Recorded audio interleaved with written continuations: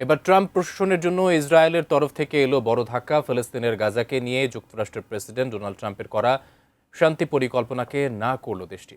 Israel প্রধানমন্ত্রী Benjamin Netanyahu ৯ August মন্ত্রিসভার বৈঠক শেষে এই সিদ্ধান্তের কথা জানান। বিস্তারিত থাকছে ডেস্ক রিপোর্টে। মার্কিন প্রেসিডেন্ট ডোনাল্ড ট্রাম্পের তৈরি করা ১৫ দফা গাজা শান্তি পরিকল্পনা বাতিল করেছে ইসরায়েল। ৯ আগস্টের এক মন্ত্রিসভার বৈঠকে প্রধানমন্ত্রী বেনিয়ামিন নেতানিয়াহু এই সিদ্ধান্তের কথা জানান। যুক্তরাজ্য ভিত্তিক আন্তর্জাতিক গণমাধ্যম বিবিসি নিউজ জানায়, হামাস পুরোপুরি নিরস্ত্র না হওয়া পর্যন্ত গাজা থেকে সেনা প্রত্যাহার করবে না ইসরায়েলি বাহিনী। শান্তি চুক্তি অনুযায়ী গাজা থেকে ধাপে ধাপে সেনা প্রত্যাহার করার কথা ছিল। তবে মার্কিন গণমাধ্যম এনবিসি নিউজকে নেতানিয়াহু বলেন, হামাসকে সব ধরনের অস্ত্র জমা দিতে হবে। হালকা ও ভারী সব অস্ত্র সমর্পণের পরেই কেবল সেনা সরানোর বিষয়টি ভাববে তেল আবিব। গাজায় কোনো নামমাত্র উপায়ে অস্ত্র সমর্পণ ইসরায়েল মেনে নেবে না বলেও মন্তব্য করেন তিনি। মার্কিন সংবাদ মাধ্যম এবিসি নিউজের তথ্য অনুযায়ী ফিলিস্তিনের সশস্ত্র গোষ্ঠী হামাস গত মাসে অস্ত্র ছাড়ার বিষয়ে সম্মতি জানিয়েছিল।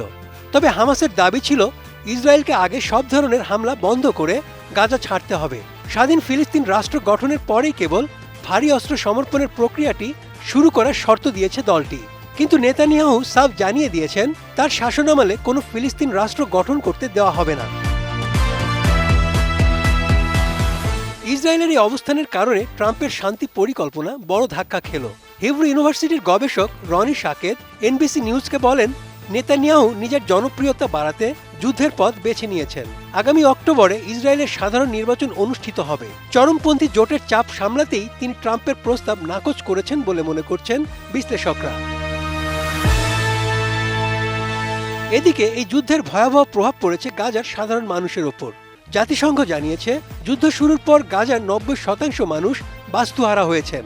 ফিলিস্তিনের স্বাস্থ্য মন্ত্রণালয়ের বরাত দিয়ে বিবিসি জানিয়েছে, ২০২৩ সালের ৭ অক্টোবরের পর থেকে এ পর্যন্ত গাজায় ৭৩,০০০-এর বেশি ফিলিস্তিনি প্রাণ হারিয়েছেন। ইসরায়েলের হামলায় নিহতদের বেশিরভাগই নারী ও শিশু। আন্তর্জাতিক গণমাধ্যমগুলোকে ভূ রাজনৈতিক বিশ্লেষকরা বলছেন, নিজের আখের গোছাতে নেতানিয়াহু যুদ্ধের পথ বেছে নিলেও এতে বিপাকে পড়তে পারে ট্রাম্পের Republican party.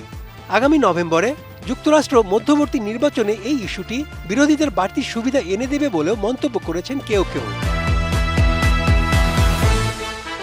Desk report, ATN news.